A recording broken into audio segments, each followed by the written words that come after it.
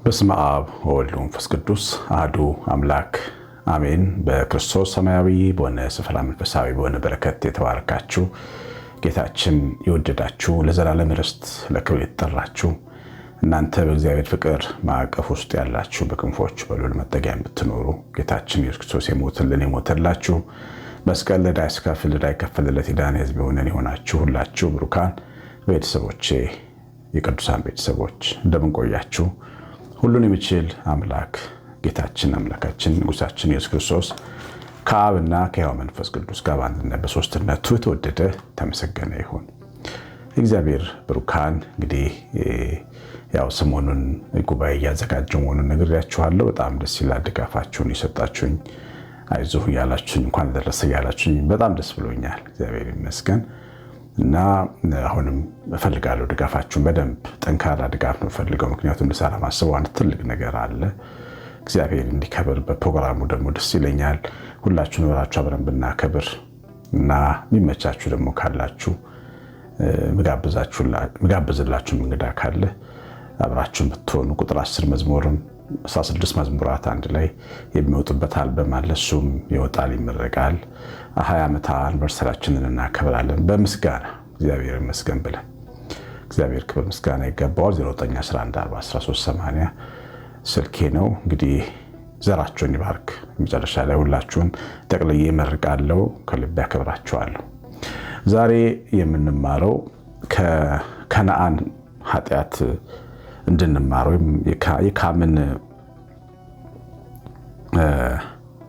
የካምን ኃጢአት እንዳንደግም ነው የትምህርታችን ርዕስ።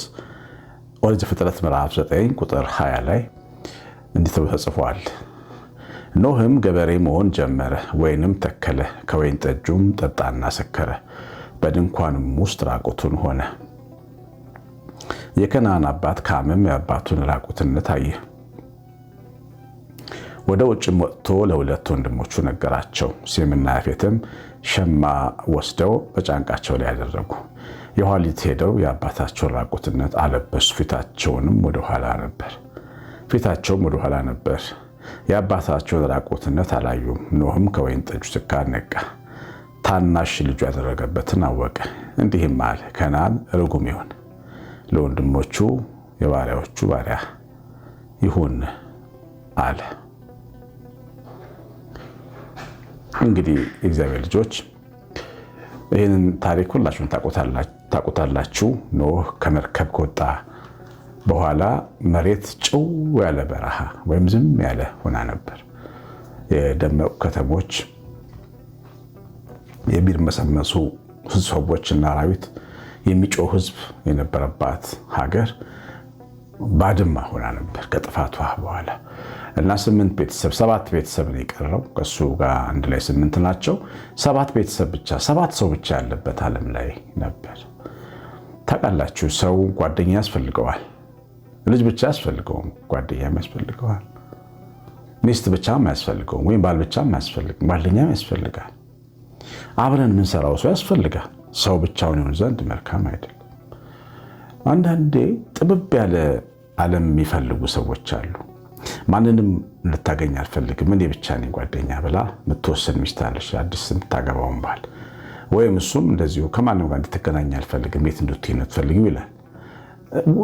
ምንድነው ውጤቱ? እንደ ኖህ ዲፕሬሽን ሊይዘን ይችላል። የኖሃውን ወይን ጠጅ ጠጣና ሰከረ የሚለው ሀሳብ ኖህን የመሰለ ትልቅ ሰው በእምነቱ የተመሰከረለት እግዚአብሔር አለ የተናገረው እውነት ነው ብሎ እግዚአብሔርን ድምፅ አዳምጦ መርከብ የሰራ የምድርን አራዊቶች ሁሉ ሰብስቦ መጥራት የቻለ በእግዚአብሔር ድምፅ ማናገር የቻለ እንዴት ነው በወይን ጠጅ ሰክሮ ራቁቱን የወደቀው? ምንድን ነው የነካው ብለን ብንል የሚሆነው እንዳልኳችሁ በቃ ድብርት ነው። ድብርት ይዞታል። ምክንያቱም ምድራችን ላይ ሰው አልነበረም እና እንደገና አብረውት ቤተሰቦቹም ምን አይነት ሰዎች እንደሆኑ እንዳያችሁት እና በዚህ ሁኔታ ሰክሮ ወይን ጠጅ ጠጥቶ ያው ራቁቱን ሆኖ ነበር። የከነዓን ልጅ ካም ነው የሳቀበት። እንግዲህ ካም ከሴምና ከያፌት መጨረሻው ልጅ ነው። ልጁ ከነዓን ይባላል። እንግዲህ የከነዓን አባት ከነዓን ስለሚረገም አባትየው በአባቱ ላይ ሳቀው። ካም መጣና የአባቱን ራቁት ተመለከተ፣ ደፍሮ አላፈረም። ከዛ በኋላ ቀለደ ማለት ነው። አባቱ ላይ ቀልዶ ሰክሯል፣ አባታችን ወድቋል ብሎ ሄዶ ኑ ተመልከቱ፣ ኑ ይህንን ነውሪው አባታችን ራቁት ተመልከቱ ለማለት ሮጦ ወጣ ማለት ነው። መጽሐፍ ቅዱስ አጸይሞ የተናገረው እንጂ በጣም አስነዋሪ ነገር ነው ያደረገው። ሊቀልድበት ነው። በቀልድ በሳቅ በስላቅ ነው። አባታችን ወይም ሽማግሌው ራቁቱን ተኝቷል ብሎ ሮጦ ለሁለቱ ልጆቹ ተናገረ። እነዛ ሁለቱ ልጆች ደግሞ አፈሩ። አባታቸውን አክብረው ልብሳቸውን ከኋላ ልብስ ይዘው ከኋላ ሆነው በዓይናቸው የአባታቸው ራቁት ላለመመልከት ጨርቅ አለበሱ። አሁን ይሄ በእኛ ዘመን ስናመጣው ትልልቆችን የከበሩ ሰዎችን ትዳር አጋሮቻችንን ጓደኞቻችንን የማይመለከቱንም ሰዎች ራቁት ልንመለከት እንችላለን። በቀላሉ ይውላችሁ በቀላሉ ኖ ሰክሮ የሚተኛበት ዘመን ነው ዘመን። በቀላሉ ራቁትን ማየት ብትፈልጉ በጣም ቀላል ነው። ሶሻል ሚዲያ የሰውን ራቁት ይገልጣል፣ በስውር ይቀርጻል፣ በሐሰት ይከሳል። የብዙ አገልጋዮች የብዙ አባቶች ስም ይጠፋል፣ የብዙ ጳጳሳት ስም ይጠፋል። እኔ አንዳንድ ይገረማሉ፣ እደነቃሉ። ኢትዮጵያ ይሄን ትውልድ ትወልዳለችው ይላሉ። ምን እየሰራ ነው ይኖር ነው እላለሁ። በሶሻል ሚዲያ ላይ አባቶች ላይ የሚሰጡ ኮሜንቶችን ስመለከት ጳጳሳት ላይ በቃ አንድ ነገር ይዘው ለዘላለም ሲሳደቡ የሚኖሩ ፈጽሞ ምሕረት የማያውቁ አባቶች የተቀቡትን ክህነታቸውን ቅባታቸውን የማይፈሩ በጣም ብዙ ሰዎች አሉ። ምናልባት እኛ መካከል የሚኖራሉ። በተለይ ፖለቲካ ሰውን ደፋር እግዚአብሔርን የማይፈራ ነው የሚያደርገው። ፖለቲከኛ ስንሆን የአንድ ፖለቲካ አመለካከት ላይ ስንቆም እኛ ማንፈልገው የፈለገችንን ብናደርግ ኃጢአት የሚሆንብን አይመስለን። ስለዚህ አባቶቻችንን የምንሰድብ የምንረግም ብዙ ሰዎች አለን። አልፈን ተርፈን ስለዛ አባት፣ ስለዛ ጳጳስ፣ ስለዛ ካህን፣ ስለዛ መነኩሴ ለብዙ ሰዎች እናወራለን።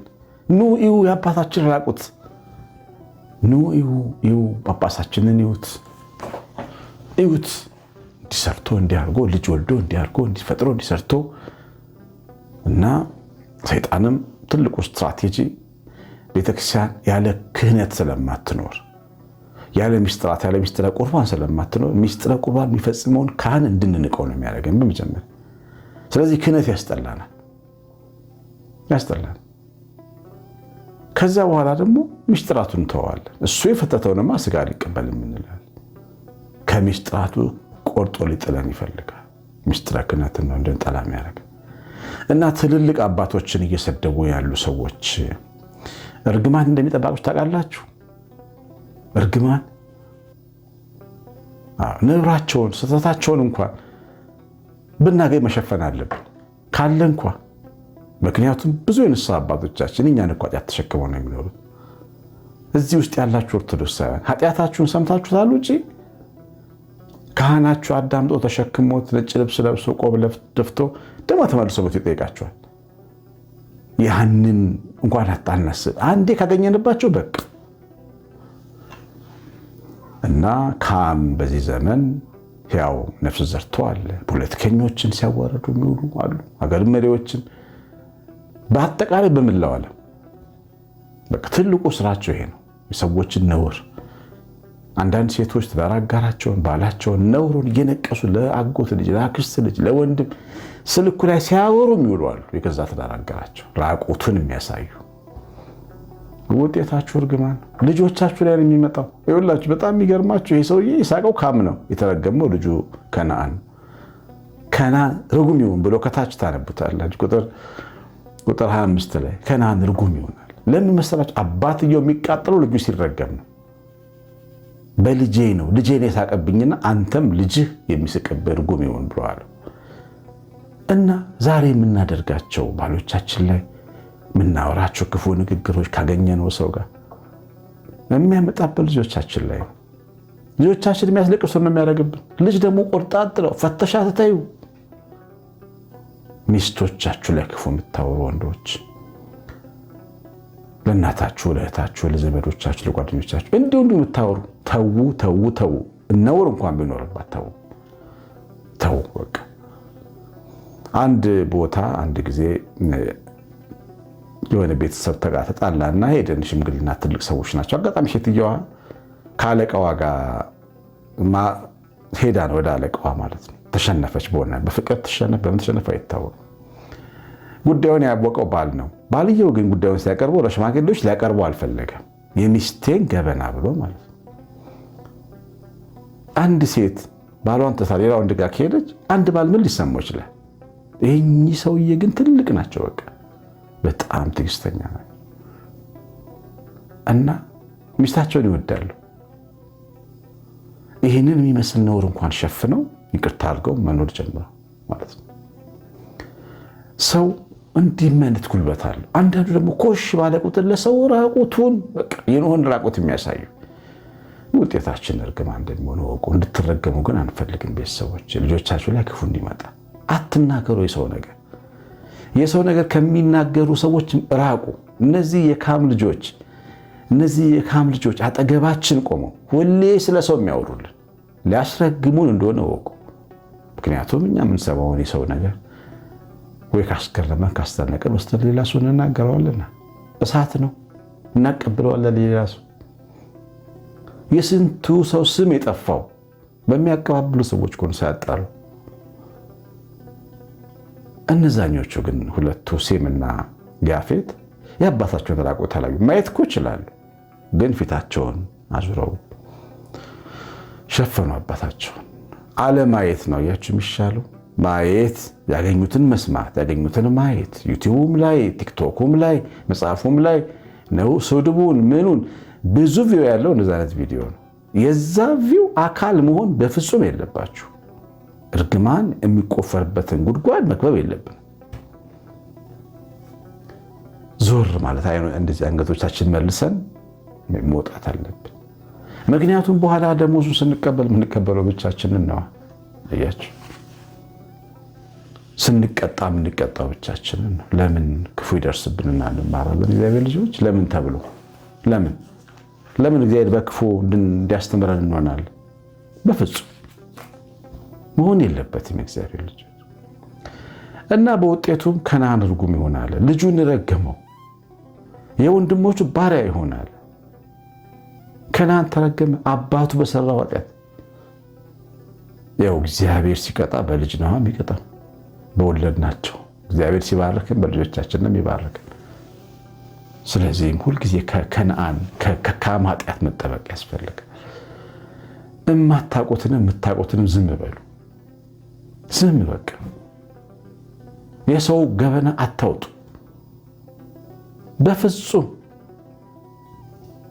እንደ እግዚአብሔር ከባቴ አበሳ ሸፋ አበሳ ነውርን ከዳኝ መሆንን ተለማመዱ።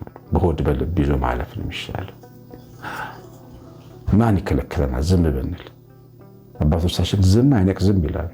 በቃ ዝም ካለ ዝም አልን እኮ። ግድ መናገር አለብን፣ መዝራት አለብን። ስንናገር ደግሞ ሰሚ ጆሮ ውስጥ ገብቶ የሚወጣው ውጤት እኮ ነው የሚያስቀጣል። ሌላ ሰው እንዲጠላው ካደረግን ያ ሰው እንዲጠላጠለው ካደረግን በቃ የካምን ኃጢአት ደግመን እንዳንሰራ መጠንቀቅ አለብን። እግዚአብሔር ልጆች፣ ባለትዳር አጋሮቻችን፣ መሪዎቻችን፣ አባቶቻችን፣ ጓደኞቻችን፣ የሥራ አለቆቻችን ነገራቸውን በቃ ስናወራ ነው።